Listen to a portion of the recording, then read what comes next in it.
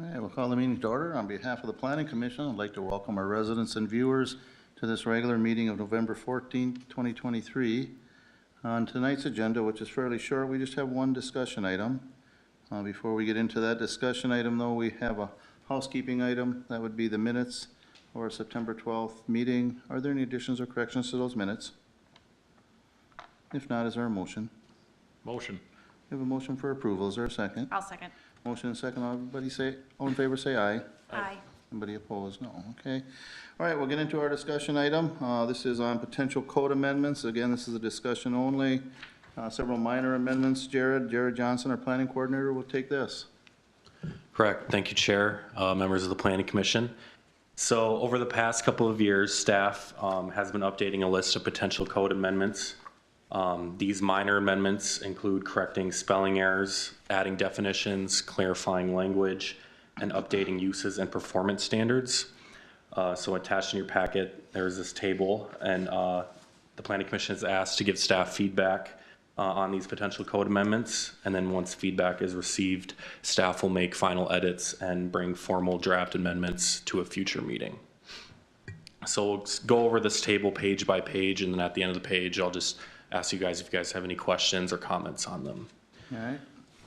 So starting with this first page, all these amendments deal with the Highway 3 Overlay District and the Spruce Street Overlay District. And for some reason, back when this code got entered, the words required and requirement got misspelled. So it's spelled R-E-G, not R-E-Q. So staff just suggests going in there and replacing it with Q. So that's the whole page, the first page. That's interesting. I wondered how that happened, Jared. Thank you. And so if you move on to the second page, the first three rows there deal with the same thing besides the top row. Instead of the Spruce Street Q Overlay District, it's the Spruce Street, or the Spruce Street Overlay District. It should be SSO, not SSQ. And then the next two after that is the same with the word required. And so we move on to 10.4.5, height regulations for airspace safety. The two governmental agencies in there, staff is suggesting capitalizing those since they are governmental agencies. Moving to the next two, 4.5.2 and 4.5.4, architectural design and materials. This staff is suggesting removing the C1 zoning district as this district doesn't exist anymore. So just cleaning up language there. And then the last row here, 10.2.1, this deals with definitions for auto repair minor. Staff would like to add window tinting and service into the definition. This was due to a past zoning inquiry if this sort of use would fall within this definition, and staff would like to include this. Are there any comments, questions on the second page? No, none for me. Nope. So the third page is all dealing with zoning definitions. The first row here deals with churches, but our use, so the church use in our zoning districts is actually called places of worship. So staff would like to strike out church and replace it with places of worship under that definition because church is not listed as a use, it's places of worship. And then the rest of the rows here on this third page deal with adding in use definitions that are missing.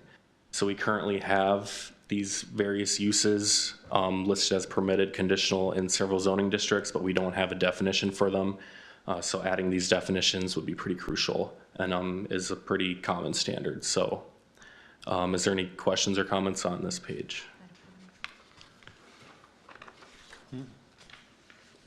All right, moving on.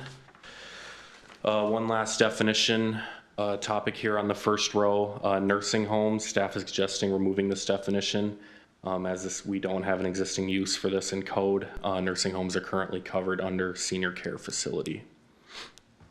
And then moving to the second row, our conditional uses in the R2, R3, and R4 zoning districts. The use group homes commercial are listed as conditional uses in these districts, but we do not have a definition for them. And staff finds this use irrelevant as we already have two other group home uses And so staff suggests just removing this use altogether from code. Moving down to the third row, retail uses in the B1, B2, B3, Spruce Street mixed use commercial industrial, and mixed use commercial residential zoning districts. Currently, we have no definition for retail facilities, but it's listed as a use in several of these zoning districts. This use is very similar to retail sales and services, which has a definition and is listed as a use in several zoning districts. So staff is suggesting to consolidate the two uses into retail sales and services and consolidate where they're permitted where they're conditional use together as well, because both these uses are very similar, and it'd just be clear and be easier for potential users to consolidate this into one use. Move down to the next row. We have the mixed use commercial industrial district under uses. Currently it says permitted hotels, and then under conditional hotels and motels. This is contradicting language. So staff suggests removing hotels from the conditional portion and just leaving motels. Moving on to the next two, these deal with the Spruce Street mixed use district and the mixed use commercial residential district. Currently under conditional uses, there's dwellings multiple family, but back in 2021, dwellings multiple family was replaced with dwelling apartment. So this got missed, so staff suggests replacing that with dwelling apartment. And then the last row here, B1 and the B1 Highway Business District under lot coverage, currently is 25%. Staff is suggesting increasing this to 40%, as this was a missed code change recommendation from the Highway 3 overlay plan in 2019. Surprised it's even down that low. Right. Are there any questions, comments on that? Under the motels, that one is hotels then gonna fall in line with motels? Is that? Nope, so they'll still be separated. The differential between those two is the long-term permanent stays at motels differentiating between hotels. So we keep them conditional. Moving on, we have another B1 update. So staff is suggesting adding mixed-use buildings as a permitted use in the B1 district. They currently aren't listed as a permitted use. This is a popular redevelopment use that could help enhance the Highway 3 corridor. So staff is strongly pushing to add mixed-use buildings as a permitted use in this corridor. Moving on to 10.6.4 off-street parking, recreational vehicles. This section mostly deals with recreational vehicles needing to be parked on grass or being parked on a hard surface and not being allowed to be parked in grass. There has been confusion, especially on the code enforcement side, if utility trailers count as recreational vehicles when it comes to parking them in grass. Staff suggests adding a section at the very end saying that this section applies to utility trailer parking as well, as this will help clarify this code enforcement issue. And then right below that to adding a definition for utility trailer, just due to the above added change to make it clear. How has that been enforced? Has it been enforced that they need to be on hard service also? Correct. Okay. Yep. So it's being enforced that way now? Yes, correct. And then the last row here, 10.6.12F deals with site plans for fences. Currently a site plan or legal survey needs to be submitted to the building inspection for approval of fences over 4 feet in height. Currently, we really don't have a formal approval process for this. Right now, it's usually a resident just gives us a phone call, we give them our email, and we basically give them an email back saying, yes, this meets code requirements. Staff is suggesting making a simple fence verification form for making it easier for residents to go on and submit that, just so we have a clear process to give approval back to them. So the resident will understand what's required of them? Correct, yeah. Yep. Any questions or comments on that page? All right, moving to the last page here, we have 10.6.12G. This is fences relating to materials. Staff is suggesting adding electric fences as a prohibited material in residential lots.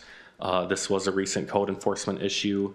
And then electric fences in residential areas can be considered public nuisances. So this is a common sense material to put into the restricted material section for fences.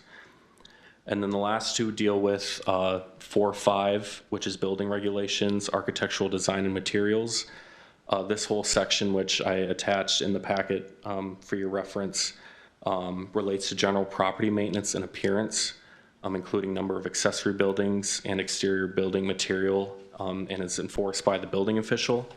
Staff is suggesting removing this section altogether and putting this in the zoning code, as these regulations are typically enforced by the zoning administrator rather than building inspections. There might be a couple things within this code that the building inspections division might want to keep in the building code section of the code. So we would work with them on that before bringing final edits to you guys. And then the last row here deals with dwelling unit restrictions. This section states that no garage, tent, accessory building, or motorhome can be used as living quarters. But we currently allow manufactured homes and accessory apartments in certain zoning districts. So this is contradicting language saying that you can't live in them, yet we allow them in certain districts.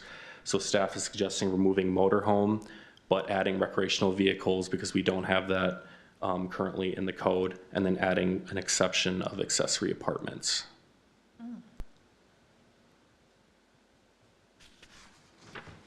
Any questions or comments on that?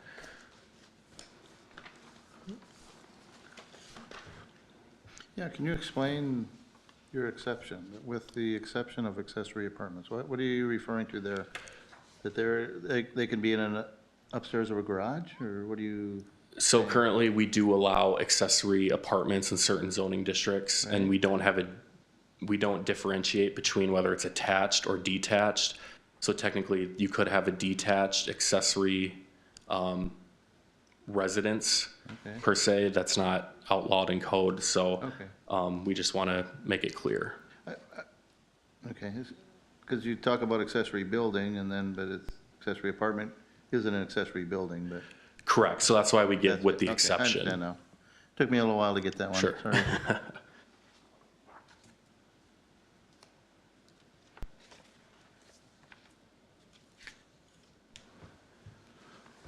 And if there's no other questions or comments, staff will make final edits and move forward with more formal draft amendments for you guys at a future meeting.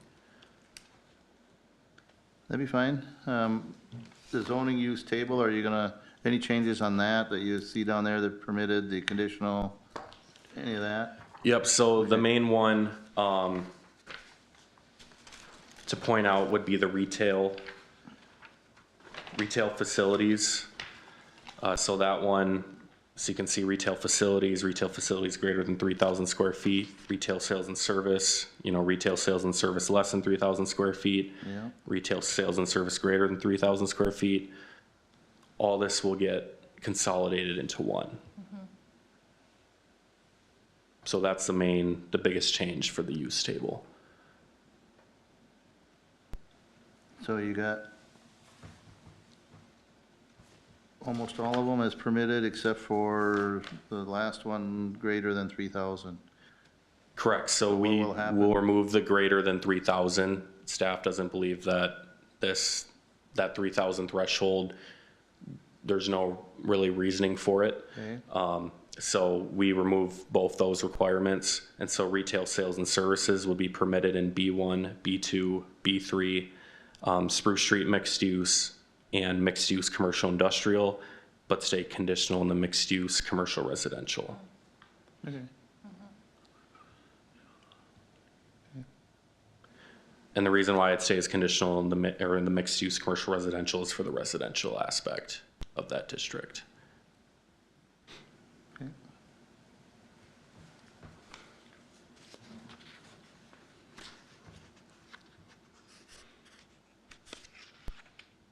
Okay. And then chapter 5, the architectural design and materials, that is just being moved, or? Correct. So staff is proposing moving this whole chapter over to the zoning code, as these are typically typical zoning code enforcement issues that the planning department would deal with and not building inspections. Okay. Krista, you got any comments? No, I think Bill? that's good. No, And I don't either. Nothing jumps out at me that might stir up any kind of excitement with either residents or council at this point. We are missing 2 commissioners tonight, so, you know, they'll get another opportunity when it does come back. Correct, yep. And that may not even be next month, might be 2 months, is that right? Don't know, it doesn't matter. Net timeline still, Yeah, yeah. still undecided, We'll but, have some opportunity and then, right, you know, the whole commission can continue to review it. You got nice handouts and it's online also, so we should have some opportunity to do that then, so. Okay. Nothing jumped out at me, so I'm. perfect. You know, again, as you said, they were mostly were minor. I mean, they're. Right. So I'm okay with it. All right. Anything else you'll get from the commission, Jared? No, that will be it. All right, commission, you got any more questions, comments? If not, I'll remind our residents and viewers, our next regular meeting will be December 12th. And with that, I'd look for a motion to adjourn. I'll make a motion. A motion, is there a second? second. Motion and second, all in favor, say aye. Aye. We are officially adjourned, thank you.